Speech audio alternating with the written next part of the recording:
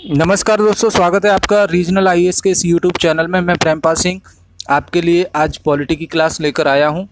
तो इस क्लास में हम डिस्कस करेंगे भारतीय संसद के बारे में।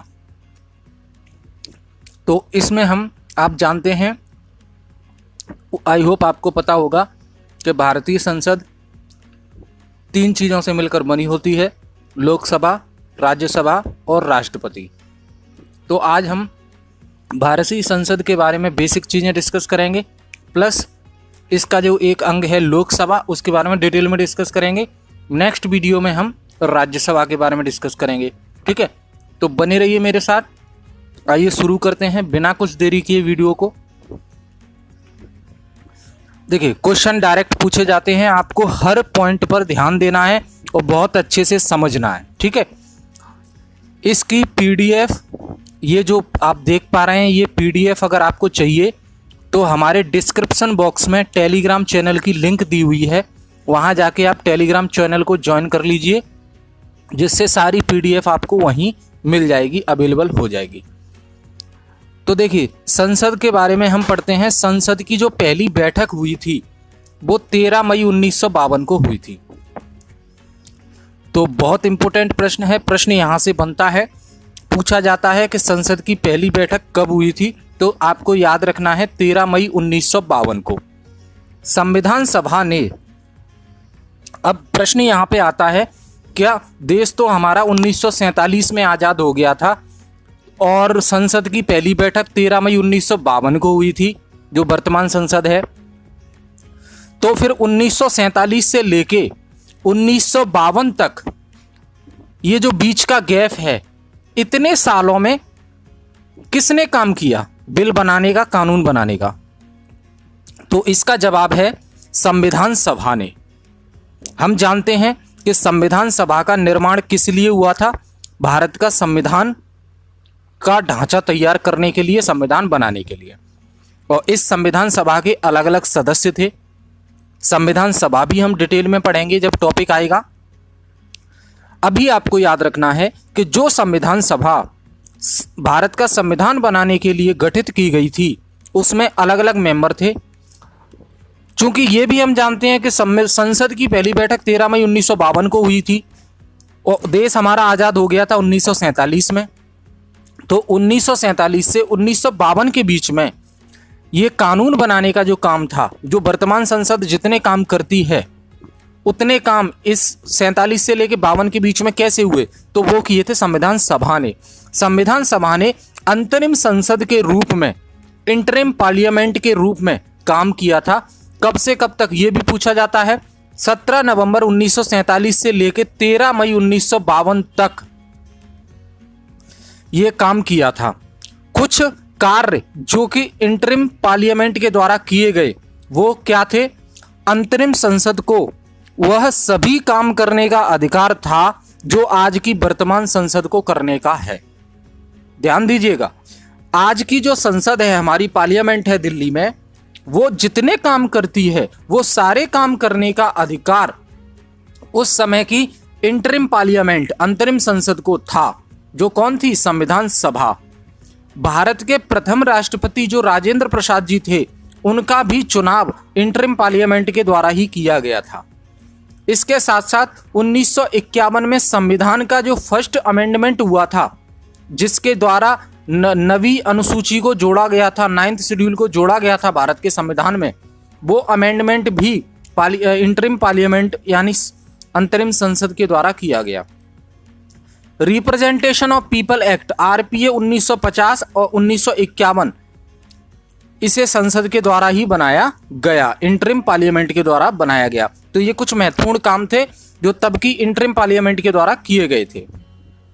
आर्टिकल 79 में ये उल्लेख किया गया है कि भारत की संसद जो है 3 से मिलकर बनी होती है।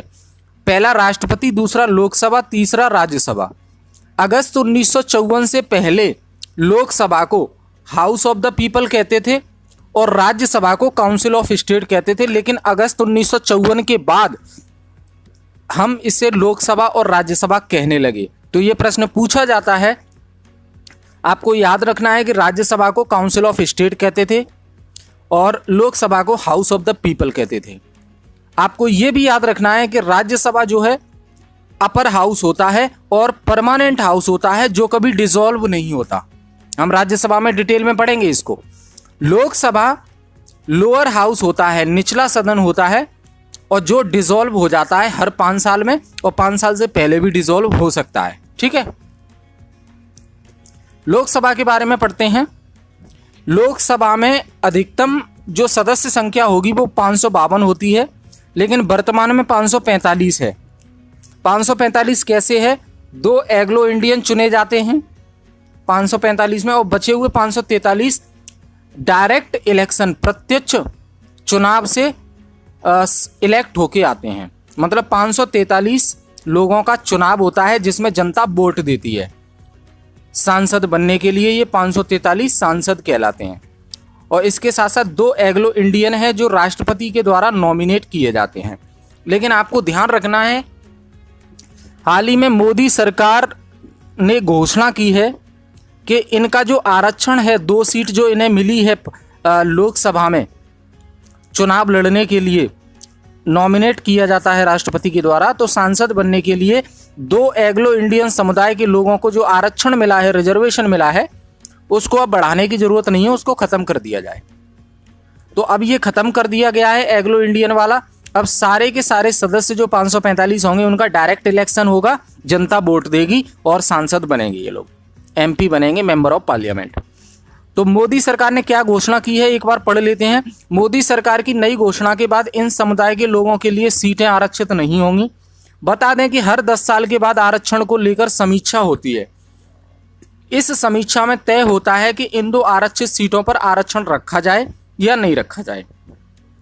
डेट आपको याद रखनी है, 25 जनवरी 2020 को आरक्षण की अवधि समाप्त हो रही है, जिसे कैबिनेट ने नहीं बढ़ने का फैसला किया है। यानी अगर यह आरक्षण खत्म हुआ तो जॉर्ज बेकर और रिचर्ड हे, ये 2 सदस्य हैं जो एंग्लो इंडियन समुदाय के आखिरी सांसद होंगे। यहां से भी प्रश्न बनेगा कि आखिरी एंग्लो इंडियन समुदाय के जो सांसद थे वो कौन थे? जॉर्ज बेकर और रिचर्ड हे, ये आपको याद रखना है। आर्टिकल 331 में इसका प्रावधान दिया गया था एंग्लो इंडियन का। अगर राष्ट्रपति को लगता है कि लोकसभा में कोई भी एंग्लो इंडियन चुनाव जीतकर नहीं आ पाया है, 545 सदस्यों में कोई भी ऐसा पर्सन नहीं है जो एंग्लो इंडियन हो और चुनाव जीतकर आया है, तो राष्ट्रपति 2 एंग्लो इंडियन को नॉमिनेट करेगा। कब? जब 545 में से एक भी सदस्य एंग्लो इंडियन का चुनाव जीतकर नहीं आया है, तो 2 एंग्लो इंडियन को नॉमिनेट करेगा राष्ट्रपति। अगर 2 एंग्लो इंडियन चुनाव जीतकर आ जाते हैं तो नॉमिनेट करने की जरूरत नहीं है। अब बात आती है एंग्लो इंडियन होते कौन है।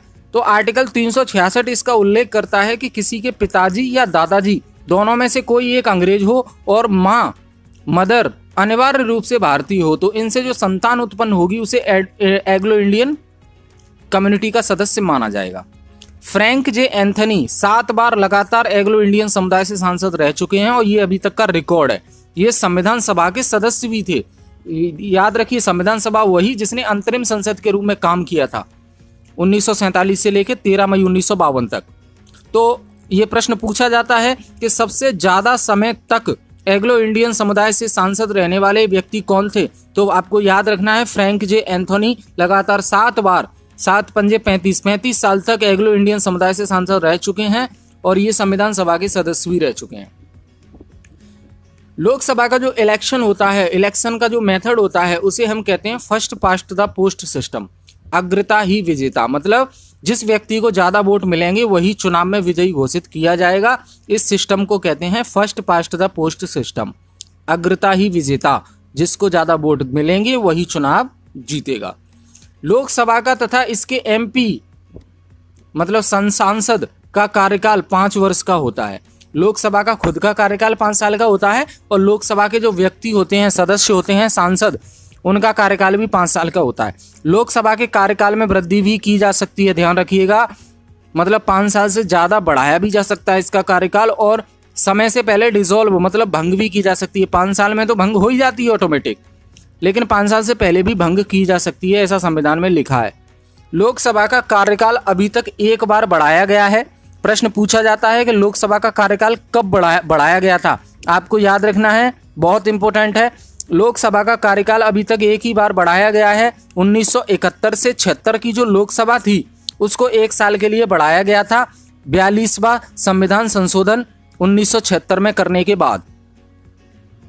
तो ध्यान रखिएगा 1971 से 76 के बीच जो लोकसभा चल रही थी उसको 1 साल के लिए बढ़ाया गया था 42वां संविधान संशोधन करके 1976 में। लोकसभा भंग भी हो चुकी है।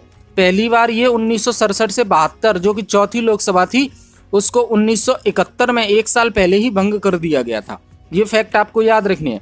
क्वालिफिकेशन क्या होती है लोकसभा का चुनाव लड़ने के लिए, ये आर्टिकल 84 हमें बताता है कि पहला कंडीशन है भारत का नागरिक होना चाहिए और कम से कम उम्र 25 साल की होनी चाहिए और अन्य योग्यता संसद निर्धारित करेगी, संसद पर छोड़ रखा है। अब देखिए कॉन्सेप्ट आता है प्रोटेम स्पीकर का या अंतरिम अध्यक्ष या अस्थायी अध्यक्ष। ये लोकसभा का जो प्रोटेम स्पीकर है वो क्या होता है। तो राष्ट्रपति के द्वारा प्रोटेम स्पीकर नियुक्त किया जाता है, लेकिन इसका उल्लेख संविधान में नहीं है। जो सबसे सीनियर सदस्य होगा, मतलब जो सबसे ज्यादा बार सांसद रह चुका होगा, उसी को प्रोटेम स्पीकर बनाया जाएगा। अब ये प्रोटेम स्पीकर काम क्या करता है, ये 2 काम करता है। लोकसभा के एमपी जो सांसद चुन के आते हैं उनको शपथ दिलाता है और जब तक नई लोकसभा का अध्यक्ष अपॉइंट नहीं हो जाता तब तक ये लोकसभा का अध्यक्ष बना रहता है। ये 2 काम करता है। याद रखनी है आपको प्रोटेम स्पीकर के बारे में। और ये भी याद रखना है कि प्रोटेम स्पीकर का उल्लेख संविधान में नहीं है। लोकसभा में जिस दल का बहुमत होगा उसी दल की सरकार बनेगी। लोकसभा में जिस पार्टी की सीट सबसे ज़्यादा आएंगी 545 में से, वही सरकार बनाएगी। इसलिए अविश्वास प्रस्ताव जो नो कॉन्फिडेंस मोशन है, अविश्वास प्रस्ताव हमेशा लोकसभा में लाया जाता है, राज्यसभा में नहीं। लेकिन इसका मतलब ये बिल्कुल नहीं है कि सरकार में सिर्फ लोकसभा के सदस्य ही शामिल होंगे, बल्कि सरकार में लोकसभा राज्यसभा दोनों के लोग शामिल हो सकते हैं और वह भी लोग शामिल हो सकते हैं जो लोकसभा राज्यसभा के सदस्य नहीं है। बस बाद में इन्हें सदस्यता लेनी पड़ेगी 6 महीने के भीतर। विश्वास प्रस्ताव हमेशा सरकार लेके आती है, अविश्वास प्रस्ताव विपक्ष लेके आता है और विश्वास प्रस्ताव हमेशा सरकार लेके आती है और अविश्वास प्रस्ताव हमेशा विपक्ष लेकर आता है। 50 से कम निर्वाचित सदस्य होने चाहिए जो विपक्ष के अविश्वास प्रस्ताव को सहमति दें, तो वो मान्य किया जाएगा। कंडीशन याद रखनी है आपको, 50 कम से कम निर्वाचित मतलब इलेक्टेड मेंबर होने चाहिए जो विपक्ष के अविश्वास प्रस्ताव को सहमति दें, तभी वो अविश्वास प्रस्ताव कंसीडर किया जाएगा, माना जाएगा। हमारी लोकसभा में अभी तक 27 बार अविश्वास प्रस्ताव लाया जा चुका है। इन 27 में से 15 बार सिर्फ इंदिरा गांधी के खिलाफ लाया गया था। पहली बार अविश्वास प्रस्ताव 1963 में जेपी कृपलानी के द्वारा नेहरू गवर्नमेंट के विपक्ष में लाया गया था। ये आपको याद रखना है, बहुत इंपॉर्टेंट प्रश्न बनते हैं यहां से। एक टर्म होती है लैम्डक सत्र लैम्डक सत्र क्या होता है, ये शस्त्र नहीं है सत्र है। लैम्डक सत्र क्या होता है, तो संसद की जो बैठक का अंतिम सत्र होता है उसे ही लैम्डक सत्र कहते हैं। ये प्रश्न पूछा गया है इसलिए ये पॉइंट मैंने इसमें शामिल किया है। अब बात आती है राष्ट्रपति जो आपातकाल लगाता है तो आपातकाल को समाप्त कैसे करते हैं। तो राष्ट्रपति आपातकाल को 3 तरीके से समाप्त कर सकते हैं, या आपातकाल जो है 3 तरीके से समाप्त हो सकता है। पहला, राष्ट्रपति खुद आकर घोषणा कर दे कि अब से आपातकाल जो राष्ट्रीय आपातकाल है वो समाप्त हो गया है। दूसरा, निर्धारित अवधि में संसद से स्वीकृति नहीं लेने पर, देखिए आपातकाल लग जाने के बाद 1 महीने के भीतर संसद से स्वीकृति लेनी पड़ती है। वो अगर आपने नहीं लिया 1 महीने के भीतर तो आपातकाल अपने आप समाप्त हो जाएगा। लोकसभा के 1/10 सदस्य राष्ट्रपति या लोकसभा अध्यक्ष के सामने आपातकाल समाप्त करने का प्रस्ताव रख सकते हैं। तीसरी कंडीशन ये है राष्ट्रीय आपातकाल को समाप्त करने की।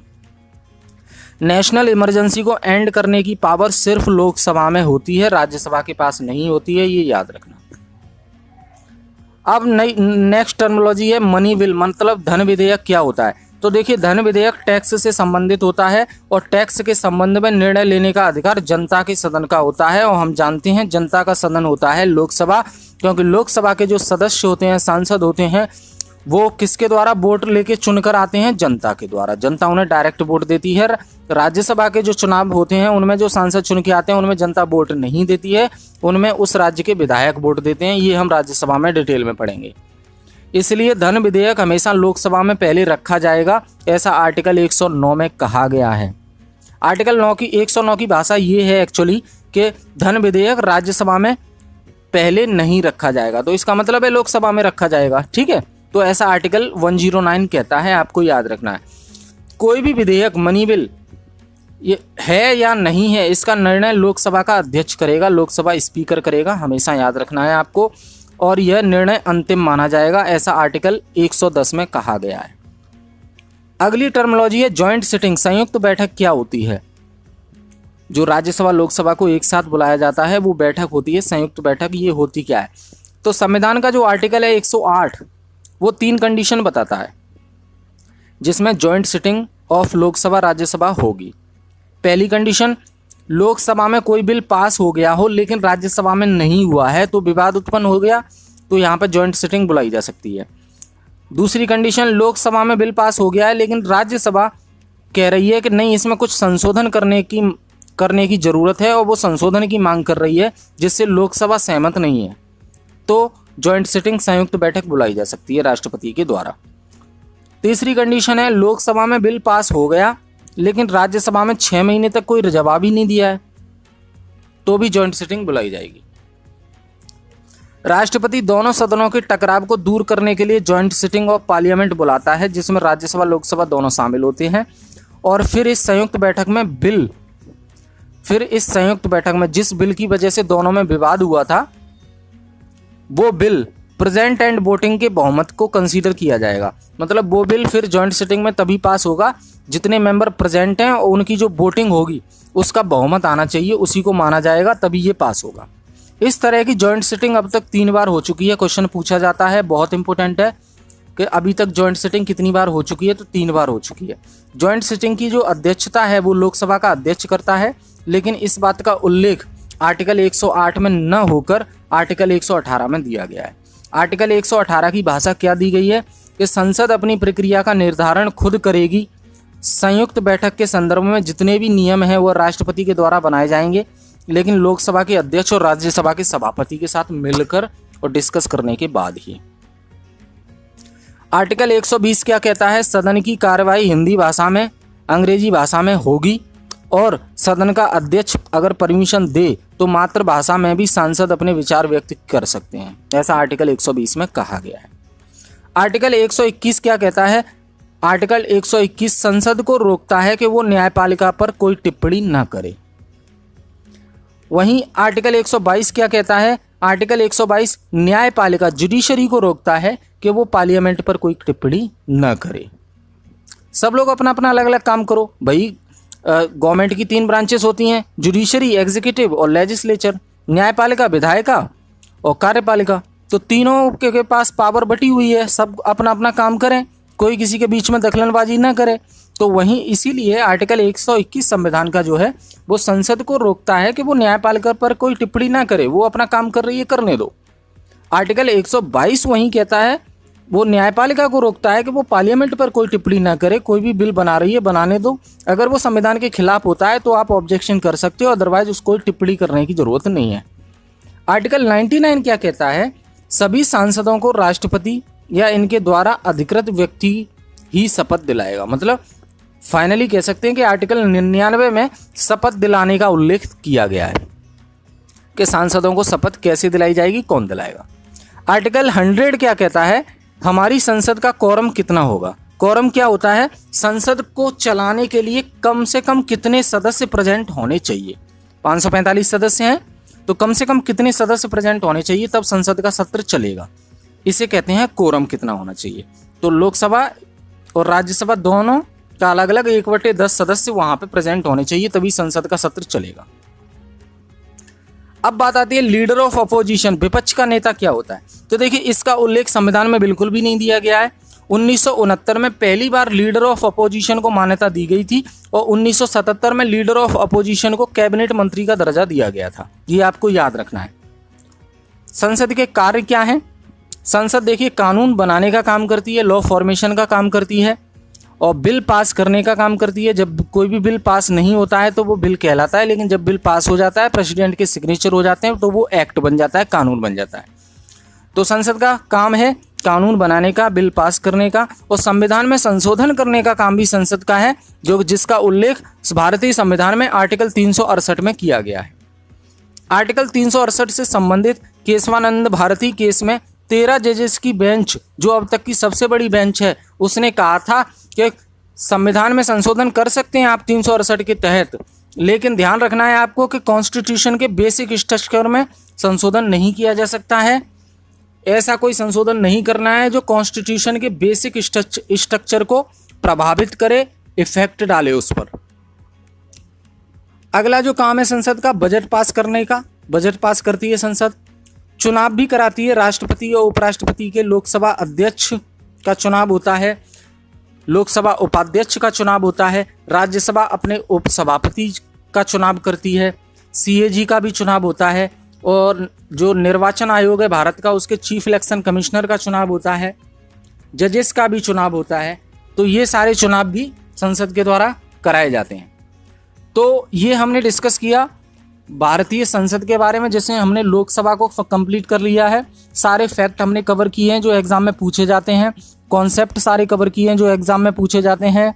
आपको अच्छे से इसको स्टडी करना है। अगर कोई भी डाउट है तो आप कमेंट बॉक्स में हमें कमेंट करके बता सकते हैं। और मैं फिर कह रहा हूँ, अगर वीडियो में जो पढ़ाया जा रहा है उसकी PDF आपको चाहिए, जो डिस्क्रिप्शन बॉक्स में टेलीग्राम चैनल की लिंक दी गई है रीजनल IAS के, उसको ज्वाइन कर लीजिए। उसमें सारी PDF टाइम टू टाइम आपको मिलती जाएंगी, और अलग अलग जो बुक्स हैं उनकी PDF भी आपको वहाँ पे अवेलेबल करा दी जाती हैं, जिससे आपको इधर उधर PDF तलाशने की या बुक खरीदने की भी ज़रूरत नहीं पड़ेगी। ठीक है, तो ये वीडियो अगर पसंद आया है आपको तो इसको शेयर कर दीजिए, और चैनल अगर आपने अभी तक सब्सक्राइब नहीं किया है तो सब्सक्राइब कर लीजिए, जिससे वीडियो अपलोड होते ही नोटिफिकेशन आप तक पहुंच सके, आपको पता चल सके, जिससे आप वीडियो देख सकें और अपनी स्टडी को कंटिन्यू कर सकें। ठीक है, तो इस वीडियो को मैं यहीं समाप्त करता हूं। Thank you very much. Hello and welcome to regional IAS के इस यूट्यूब चैनल में आपका स्वागत है। मैं प्रेमपाल सिंह आपके लिए इंडियन पॉलिटी हम डिस्कस कर रहे हैं, और आज है संडे, तो संडे का जो लेक्चर आपके लिए हाजिर है यहाँ पर। भारतीय संसद, इंडियन पार्लियामेंट के बारे में पार्ट 1 हम कंप्लीट कर चुके हैं, जिसमें हम पार्लियामेंट के बारे में बेसिक चीज़ें डिस्कस की थी, प्लस लोकसभा के बारे में हमने अच्छे से समझा था। आज हम राज्यसभा के बारे में समझेंगे, क्योंकि हम जानते हैं पार्लियामेंट 3 चीज़ों से मिलकर बनी होती है, राज्यसभा, लोकसभा और प्रेसिडेंट। तो प्रेसिडेंट तो हम यूनियन गवर्नमेंट के साथ डिस्कस करेंगे ही अलग से, लेकिन पार्लियामेंट के अंदर लोकसभा राज्यसभा दोनों हाउस डिस्कस करना है। तो हम लोकसभा ऑलरेडी कंप्लीट कर चुके हैं। अगर आपने वो पार्ट नहीं देखा है अभी तक, तो आप यूट्यूब चैनल की प्लेलिस्ट में जाके पार्ट 1 इसका ज़रूर देखिए, तभी आगे चीज़ें समझ में आएंगी। और आज इस लेक्चर में हम पार्ट 2 डिस्कस करेंगे पार्लियामेंट का, जिसमें हमारा फोकस रहेगा राज्यसभा पर। ठीक है, तो चलिए शुरू करते हैं बिना कोई देरी किए आज का लेक्चर। राज्यसभा देखते हैं। राज्यसभा जो है, इसका दूसरा नाम होता है काउंसिल ऑफ स्टेट्स। राज्यसभा को ही काउंसिल ऑफ स्टेट्स के नाम से जाना जाता है। अगर प्रश्न पूछा जाता है तो आपको ये जवाब देना है कि काउंसिल ऑफ स्टेट्स को किसी और नाम से या राज्यसभा को किसी और नाम से, कौन से नाम से जाना जाता है। तो राज्यसभा को काउंसिल ऑफ स्टेट कहते हैं। काउंसिल ऑफ स्टेट क्या है? राज्यसभा है। ठीक है, और जो लोकसभा हमने डिस्कस की थी वो house of the common people है। ठीक है, और वो लोअर हाउस होता है, राज्यसभा अपर हाउस होता है। लोअर हाउस जो लोकसभा है वो डिसॉल्व हो जाता है, राज्यसभा कभी डिसॉल्व नहीं होता है। ठीक है, Rajya Sabha is the upper house of the parliament of India. Rajya Sabha Bharat की संसद का उच्च सदन होता है, अपर हाउस होता है, जो कभी डिसॉल्व नहीं होता। ये परमानेंट हाउस होता है, जबकि लोकसभा हर 5 साल में या 5 साल से पहले डिसॉल्व किया जा सकता है, और इसलिए ये परमानेंट हाउस नहीं होता। वो लोकसभा वो टेम्परेरी हाउस होता है लोकसभा, लेकिन राज्यसभा परमानेंट हाउस होता है, क्योंकि कभी भी इसे डिसॉल्व नहीं किया जा सकता, इसका विघटन नहीं किया जा सकता।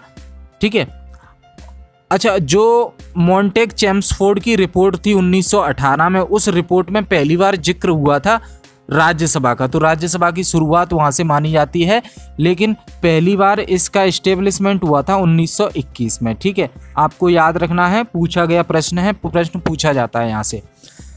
पहली राज्यसभा इंडिपेंडेंट इंडिया में जो आम चुनाव हुए थे उसके बाद 1952 से शुरू हुई थी पहली राज्यसभा, 1952 से शुरू हुई थी आज़ाद भारत में। ठीक है, अगर हम आर्टिकल 80 को पढ़ते हैं, भारतीय संविधान के आर्टिकल 80 को पढ़ते हैं, तो आर्टिकल 80 के अनुसार राज्यसभा में जो मेंबर्स होंगे उनकी मैक्सिमम स्ट्रेंथ, ज़्यादा से ज़्यादा संख्या 250 होगी, जिसमें से 238 जो सदस्य हैं वो स्टेट और यूनियन टेरिटरी से निकल कर आएंगे, चुनकर आएंगे।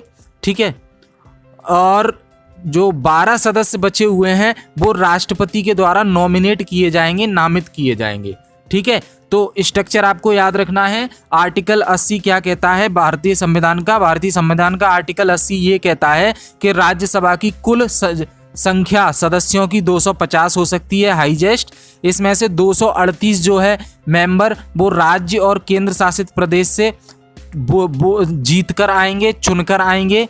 हालांकि राज्यसभा का जो इलेक्शन है वो डायरेक्ट इलेक्शन नहीं होता है, यहाँ पे जनता वोट नहीं देती है डायरेक्ट, यहाँ पे उस राज्य के विधायक वोट देते हैं जो चुनकर आते हैं। ठीक है, वो हम समझेंगे आगे।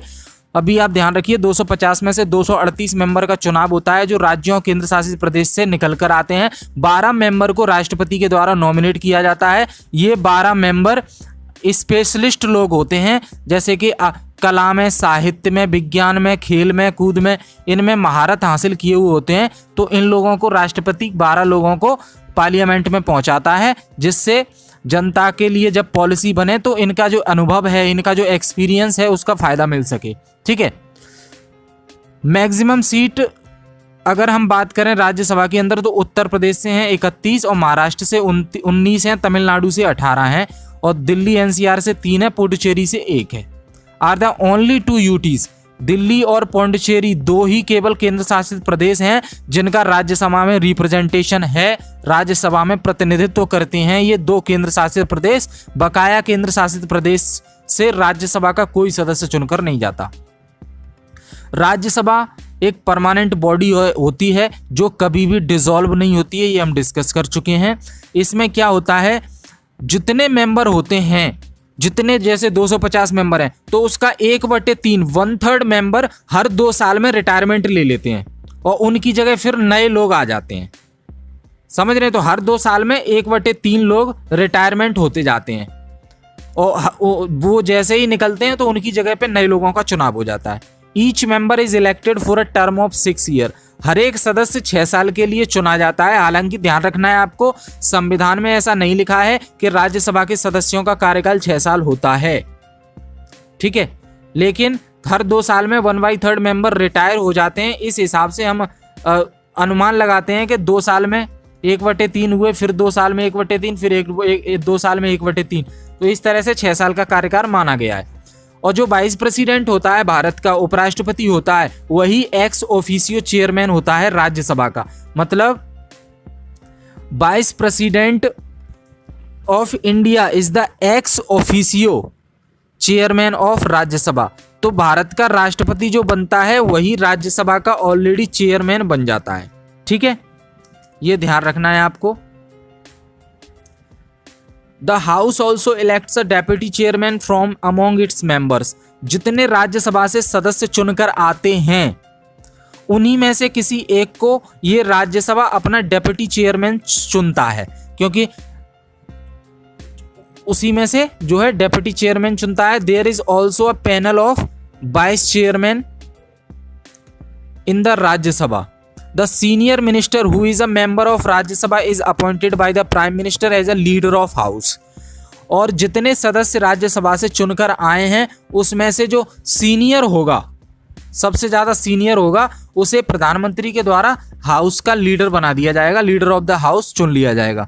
अब बात आती है कि राज्यसभा का चुनाव लड़ने के लिए क्या क्या योग्यता होनी चाहिए। Qualification for the member of the Rajya Sabha. पहला है के सिटीजन ऑफ इंडिया होना चाहिए, one should be a citizen of India, Bharat का नागरिक होना चाहिए। और सेकंड है one should be at least 30 years old, कम से कम 30 साल की उम्र पूरा कर चुका हो। ध्यान रखना लोकसभा में ये उम्र थी 25 साल, लेकिन राज्यसभा में 30 साल है, ठीक है। अभी elected by the legislative assembly of states and union territories by means of single transferable votes through proportional representation. अब इनको जो वोट कौन देगा, इनको वोट देंगे जो राज्य की जो विधानसभा से एमएलए चुनकर आते हैं और यूनियन टेरिटरी की विधानसभा से जो एमएलए चुनकर आते हैं वो लोग इन्हें वोट देते हैं, जनता वोट नहीं देती है। और इनका जो इलेक्शन का जो तरीका है उसे क्या कहते हैं, मेथड, उसे कहते हैं single transferable votes through proportional representation, ठीक है। अब बात आती है लिमिटेशन क्या है। ये तो power,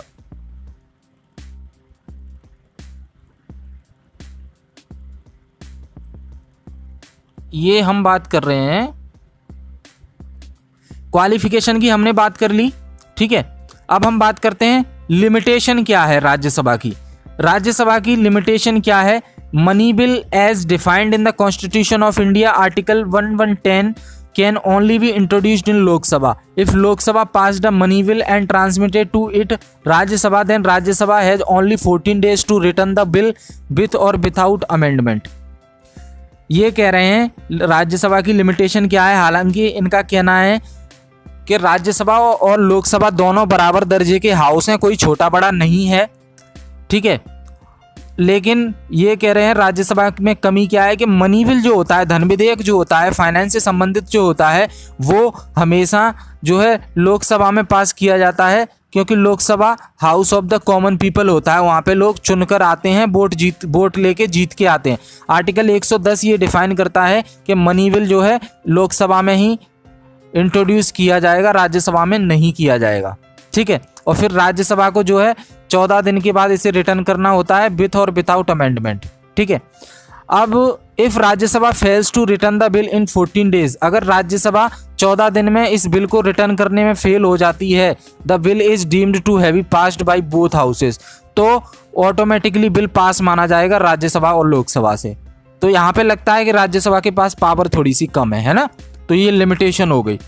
If Lok Sabha reject any of the amendment proposed by Rajya Sabha, the bill is deemed to have been passed by the House of Parliament.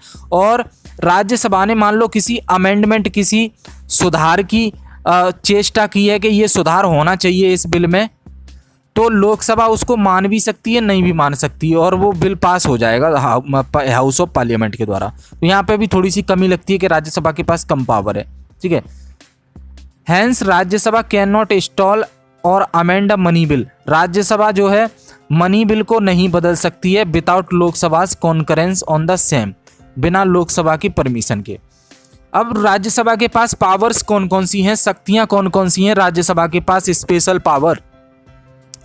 तो ध्यान देना है आपको कि कॉन्स्टिट्यूशन राज्यसभा को ये पावर देता है, पार्लियामेंट ऑफ इंडिया को पावर देता है कि वो लॉ बना सकती है,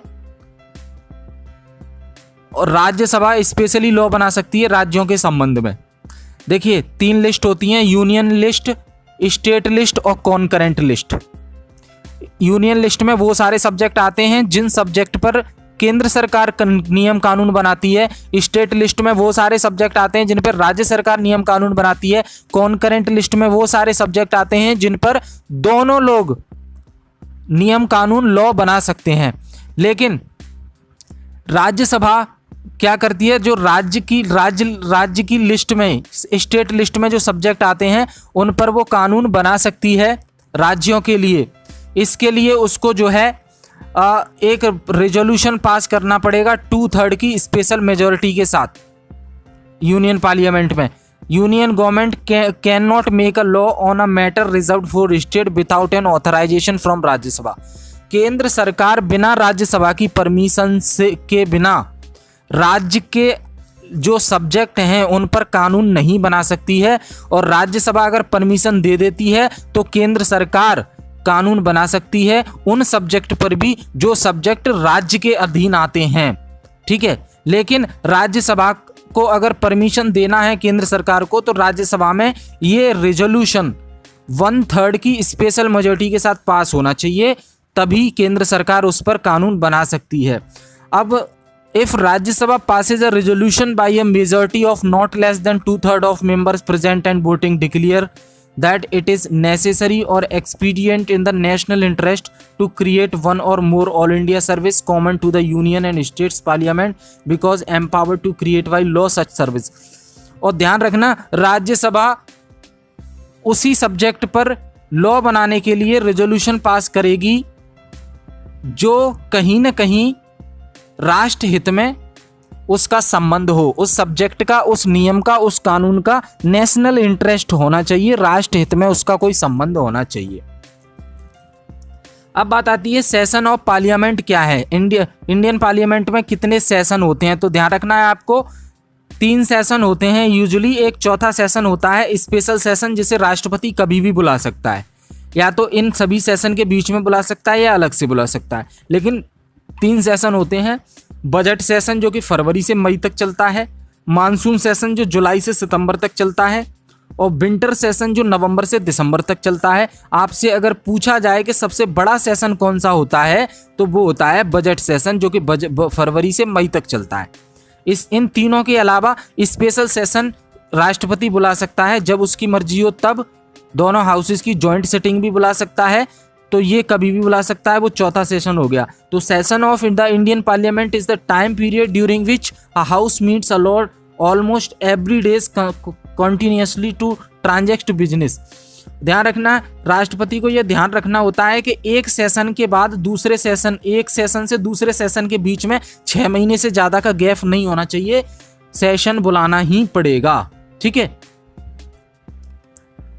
आर्टिकल 85 क्या कहता है? आर्टिकल 85 कहता है session of parliament prorogation and dissolution. The president shall from time to time summon each house of parliament to meet at such time and place as he think fit. President time to time जो है समन करता रहता है parliament के house को। समन मतलब call करना, बुलाना, टाइम टू टाइम मीटिंग के लिए, ठीक है, सेशन बुलाने के लिए। और ध्यान रखता है कि 6 महीने से ज़्यादा का गैप ना हो जाए एक सेशन से दूसरे सेशन के बीच में। ठीक है। और जो है द प्रेसिडेंट में from time to time prorogue the houses और dissolve the houses of the people. Prorogue में तो कभी बुला सकता है, कभी भी डिसॉल्व कर सकता है। देखिए यहाँ पे 3 टर्मिनोलॉजी का मतलब समझ लेते हैं। एडजॉर्नमेंट का मतलब क्या होता है? एडजॉर्नमेंट का मतलब होता है जो करंट में सिटिंग चल रही है राज्यसभा या लोकसभा की, उसको टर्मिनेट कर देना, इसे एडजॉर्नमेंट कहेंगे। प्रोरोगेशन क्या होगा? वो उस सेशन को टर्मिनेट कर दिया जाएगा, पूरे सेशन को। और जैसे budget session, monsoon session, winter session, अगर प्रोरोगेशन करता है राष्ट्रपति तो वो पूरा सेशन टर्मिनेट हो जाएगा, उसे कहेंगे प्रोरोगेशन। डिसोल्यूशन होता है हाउस की लाइफ को टर्मिनेट कर देना, डिसॉल्व कर देना। जैसे पार्लियामेंट 5 साल में ऑटोमेटिक डिसॉल्व हो जाती है, उससे पहले भी डिसॉल्व हो सकती है। फिर दोबारा से जब आम चुनाव होते हैं, जनरल इलेक्शन होंगे, तभी वो दोबारा से जो है आएगी, पार्लियामेंट दोबारा से फॉर्म होगी, तब के लिए डिसॉल्व हो जाएगी। राज्यसभा कभी डिसॉल्व नहीं होती है, लोकसभा होती है। ठीक है। आर्टिकल 86 क्या कहता है? Right to president to address and send message to the house. President के पास ये अधिकार होता है कि वो किसी भी हाउस को एड्रेस मतलब स्पीच दे सकता है और किसी भी हाउस को मैसेज भेज सकता है। President may address either house of parliament or both houses assemble together, जिसे हम जॉइंट सिटिंग कहते हैं। For that purpose require the attendance of members. तो ध्यान रखिए, article 86 is related to right of president to address and send messages to the house. Article 80 क्या कहता है? राज्यसभा से संबंधित है, हमने बात की। Article 80 of the Indian constitution lays down the maximum strength of Rajya Sabha is 250, हम डिस्कस कर चुके हैं। 12 मेंबर नॉमिनेट किए जाएंगे प्रेसिडेंट के द्वारा, 238 चुनकर आएंगे स्टेट और यूनियन टेरिटरी से। और present strength of Rajya Sabha however is 245, out of which 233 is representative of state and union territory of Delhi and Puducherry, and 12 are nominated by the president. The members nominated by the president are persons having special knowledge or practical experience in the respect of such matter, literature, science, art and social service. जिसमें expert लोग 12 president के द्वारा नियुक्त किए जाते हैं। 250 अधिकतम संख्या होती है, प्रेजेंट में 245 है, जरूरत पड़ने पर 245 को 250 तक बढ़ाया जा सकता है। और 245 में से 233 जो है राज्य और यूनियन टेरिटरी से चुनकर आते हैं, 12 नॉमिनेट किए जाते हैं राष्ट्रपति के द्वारा। ठीक है, राज्यसभा के इलेक्शन की प्रोसेस क्या होती है? रिप्रेजेंटेटिव ऑफ द स्टेट्स, जो राज्य विधानसभा के जो एमएलए हैं और यूनियन टेरिटरी के जो एमएलए हैं, वो राज्यसभा में जो चुनाव लड़ रहा है उसको वोट देते हैं। ठीक है, जनता वोट नहीं देती है। The representative of such state and 2 union territories are elected by the elected members of the legislative assembly of that state and by member of the electoral college for that union territory as the case may be in accordance with the system of proportional representation by means of single transferable vote, एकल संक्रमणीय प्रणाली।